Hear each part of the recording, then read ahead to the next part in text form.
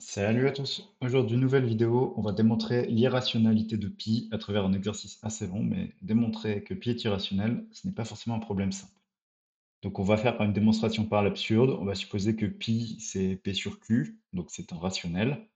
On définit pour n entier non nul le polynôme pn égale 1 sur factoriel n x puissance n, p moins q x puissance n égale 1 sur factoriel n x puissance n p moins qx puissance n. La question 1 nous demande de déterminer explicitement les coefficients AK du polynôme Pn et d'en déduire que pour tout entier, n appartenant à n étoile et k appartenant à grand N, la dérivée km de Pn en 0 est un entier relatif.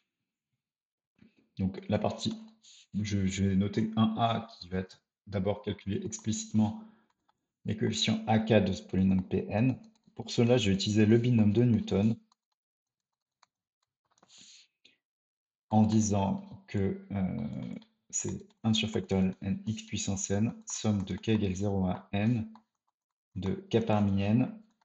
Je vais mettre la puissance n moins k sur p, et je vais avoir du moins 1 puissance k, q puissance k, x puissance k.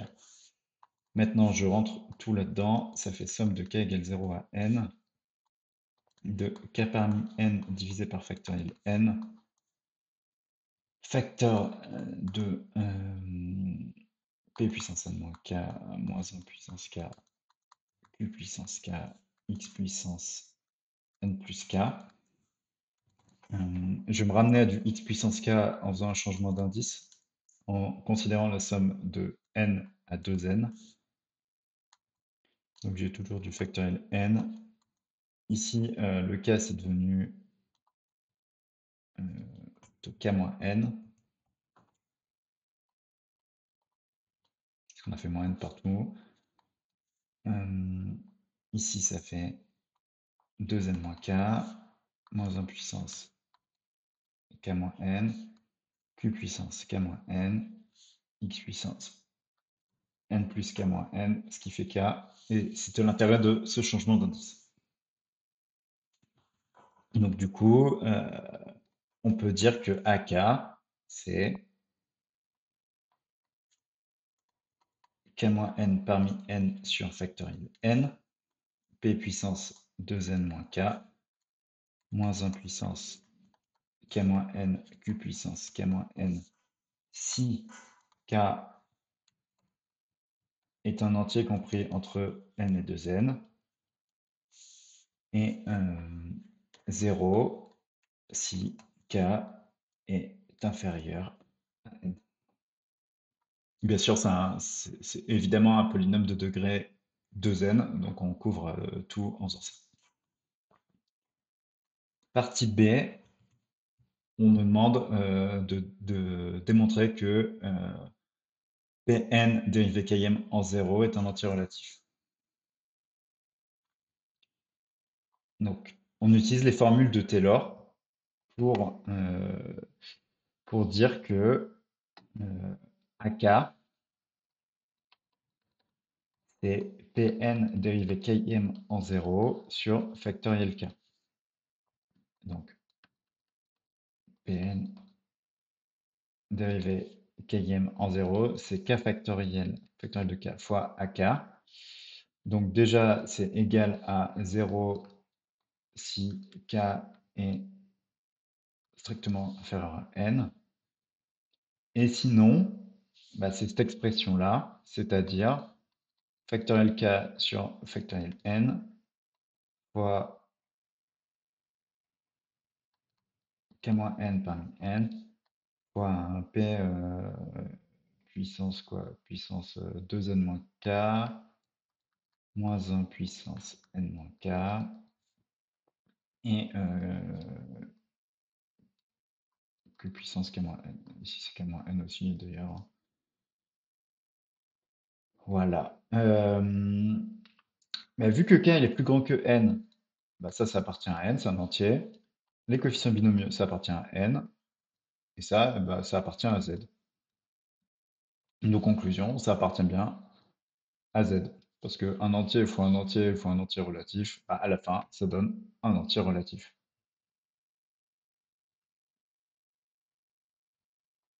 Je rappelle, c'est parce que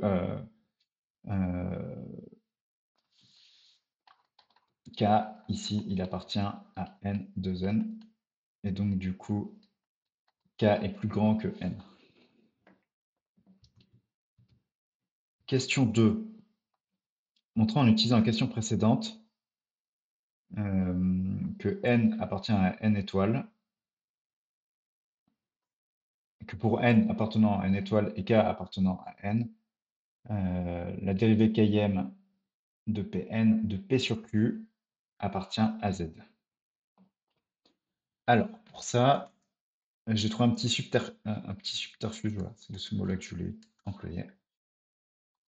Pn de P sur Q moins X, eh bien, c'est égal à 1 sur n, 1 sur factoriel n de P sur Q moins X puissance n fois, ici c'est P moins QX, du coup c'est P moins Q facteur de P sur Q moins X, le tout puissance n. Du coup, ça fait 1 sur factoriel n.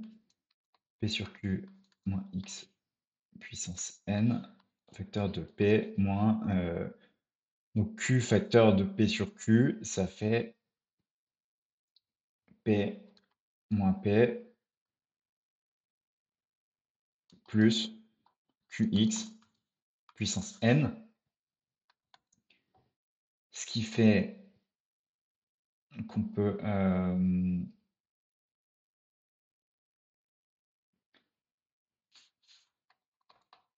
sortir le Q qui est un facteur là en mettant du 1 sur Q puissance n, P moins QX puissance n.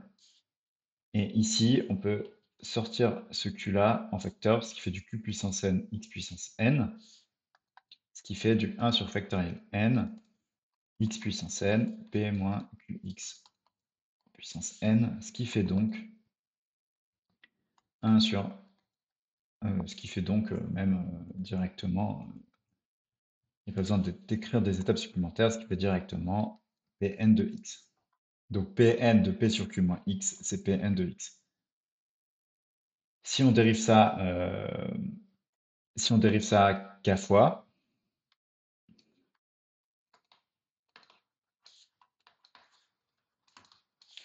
eh bien, Pn dérivé km de P sur Q moins x, quand on le dérive k fois cette expression, on a moins 1 puissance k qui sort, eh bien c'est égal à Pn dérivé km de x. Et donc du coup, si je prends ça en 0, ça fait moins 1 puissance k Pn dérivé km de P sur Q égale Pn dérivé km de 0. Ça, je sais que ça appartient à Z. Ça appartient à Z. C'est pas suffisant parce qu'il faudrait faire le quotient, mais en tout cas, on multiplie par 1 ou moins 1, donc ça change rien. Et donc, la conclusion, c'est que Pn dérivé km de P sur Q appartient bien à Z. Parce que du coup, si on a un truc qui appartient à Z et qu'on multiplie par 1 ou moins 1, ça appartient encore à Z.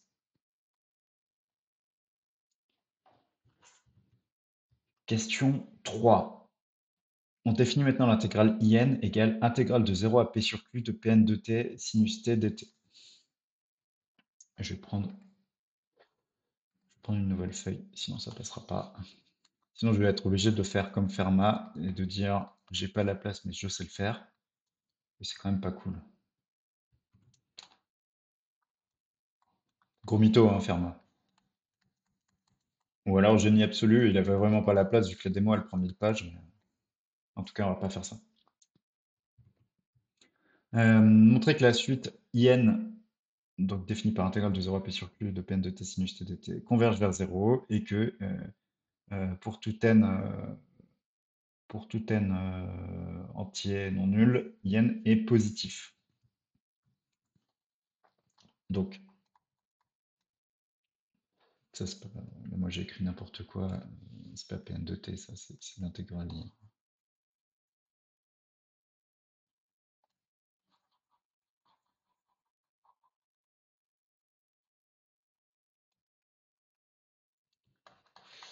Donc, je majorie la valeur absolue de IN. C'est plus petit que par inégalité triangulaire que ce qu'il y a à l'intérieur de l'intégrale.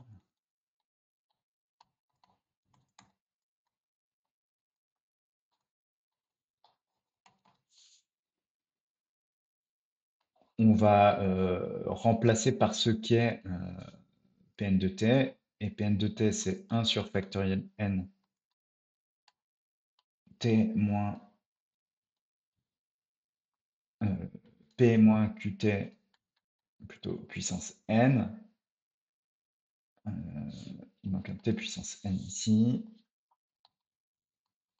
Facteur de sinus t dt.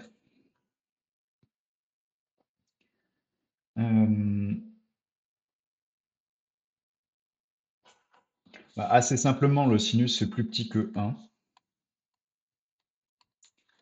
Et P moins QT, vu que T il est compris entre 0 et P sur Q, eh bien la quantité P moins QT est positive, et donc je vais pouvoir factoriser ça par tout simplement P puissance n. C'est une majoration un peu grossière, mais ça suffit. dt. Donc ça fait P puissance n sur factoriel n, facteur de T puissance n plus 1 sur factoriel sur n plus 1, tout simplement, pris entre 0 et P sur Q. On va donc se retrouver avec du P puissance 2n plus 1 sur Q puissance n plus 1, d'accord? Parce que P sur Q, quand je l'applique à T puissance n plus 1, ça fait du P puissance n plus 1, mais ici j'ai déjà du P puissance n, divisé par Q puissance n plus 1, que je retrouve ici. Et factoriel n sur factoriel n plus 1, enfin, factoriel n, facteur de n plus 1, ça fait factoriel n plus 1. Alors, en fait, par croissance comparée, ça c'est du géométrique, et on a des factoriels. Ben, on peut directement dire que cette quantité-là tend vers 0 quand n tend vers plus l'infini. Première partie de la question. Ce qui nous permet donc de conclure que IN tend vers 0 en valeur absolue, et donc tend vers 0. Maintenant, T, il appartient à 0 P sur Q. Autrement dit, P sur Q, on a supposé que c'était pi. Bah ça implique que du coup, le sinus, il est positif. Ensuite, T, il est compris entre 0 et P sur Q. Donc, si je multiplie par moins Q,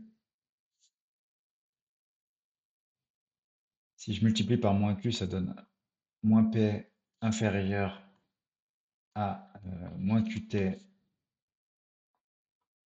inférieur à 0, parce que ça inverse les signes hein, quand je multiplie par moins Q. Et ensuite, j'ajoute P, ça fait 0. Alors, je peux plutôt mettre des inférieurs ou égal d'ailleurs. Ça fait 0, inférieur à P moins QT, inférieur ou égal à P.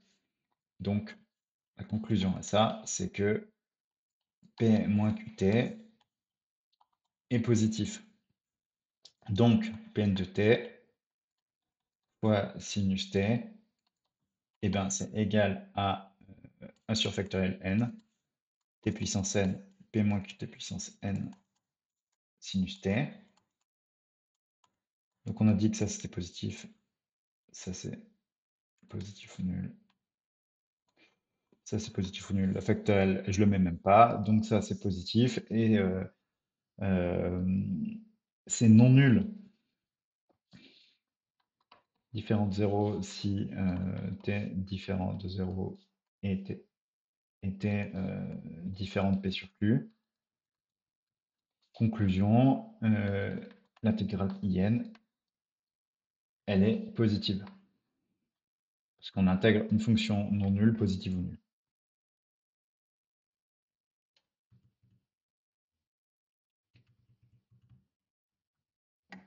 Donc, la suite IN. Là, j'ai montré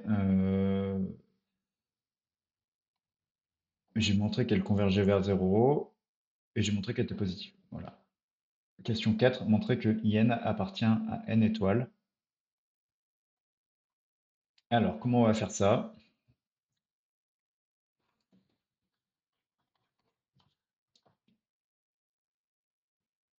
Eh bien, on va s'en sortir. Donc, je réécris IN, intégrale de 0 à P sur Q de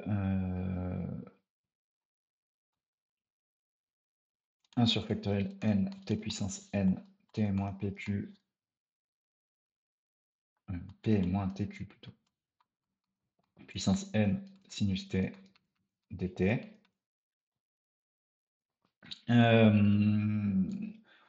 Alors, je m'en sors en faisant, on va passer un peu les calculs, 2n plus 1 intégration par partie, en dérivant Pn et en intégrant le sinus.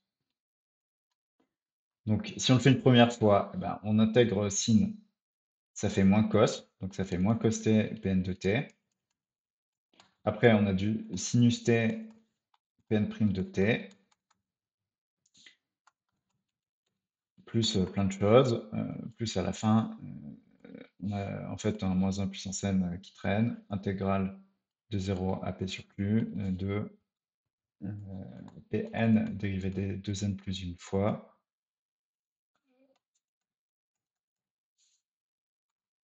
de t cos t dt. Voilà. Donc là, je vous laisse refaire les calculs de votre côté, mais l'idée c'est de faire 2n plus 1 intégration par partie. C'est ça l'argument phare du truc. Les calculs, on s'en fout un peu, entre guillemets. Ce qui compte, c'est quel est l'argument clé. Et de manière générale, ça c'est un truc ultra important quand vous rédigez, c'est qu'il y a un argument clé à connaître. Et c'est ce truc-là qui va faire que vous avez une grosse partie des points de la question ou non. Donc on a ça. Bon, P il est de degré n, donc il est de degré 2n, donc ça fait 0. Et ensuite, bah, on a du cos ou du sinus en pi ou en 0, donc soit ça fait des 0, soit ça fait des 1. Et ce qui est important, c'est que l'argument clé là-dedans, suivant, c'est que Pn, la dérivée km en 0, ça appartient à z, et Pn, la dérivée km en ce que je notais pi, mais en fait le vrai truc c'est que c'est p sur q, mais c'est la même chose vu qu'on suppose que c'est rationnel. Pn dérivé km de p sur q, ça appartient aussi à z.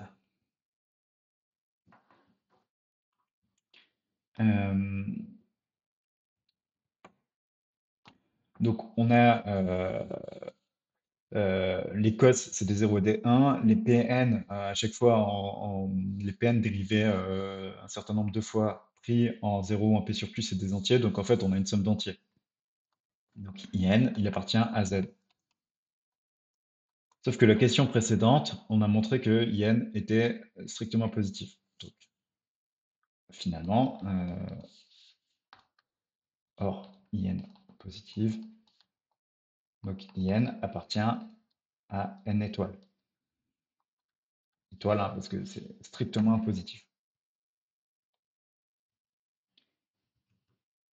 La question 5 nous demande de conclure. Comment on va faire? On sait que la limite, quand n tend vers plus l'infini de IN, c'est 0. Donc ça, c'est la question 3 qui nous donne cette information-là. Et on sait que IN, c'est un entier non nul. Ça, c'est la question 4 qui nous donne ça. Et ça suffit pour avoir une contradiction, parce que si la limite quand n tend vers plus l'infini de IN c'est 0, eh bien il existe un rang n0 appartenant à grand N, à partir duquel la valeur absolue de IN est plus petite que 1 demi. Et ça c'est une contradiction. C'est une contradiction parce que on a dit que c'était un entier non nul. Bon, bah, du coup, on a contredit que pi n'est pas rationnel. On a contredit le fait que pi était rationnel, donc pi n'est pas rationnel.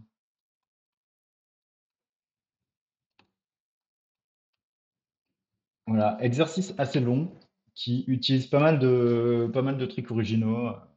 Euh, il y a pas de technique de fou, je trouve. Voilà, faut faire, un moment, il faut faire 2 n plus 1 intégration par partie. À un moment, il faut dire, tiens, je remarque que P de P sur Q moins X, c'est P de X.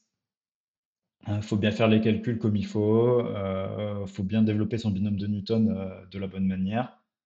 Mais à part ça, il y a pas, je trouve qu'il n'y a pas de technique de folie. Mais à la fin, voilà, on a un argument sympa qui nous permet de montrer que pi est irrationnel. S'il y a des choses qui ne sont pas claires, n'hésitez pas à le dire en commentaire. N'hésitez pas à proposer des exercices aussi en commentaire. Et surtout, à liker et à vous abonner. À bientôt pour la prochaine vidéo.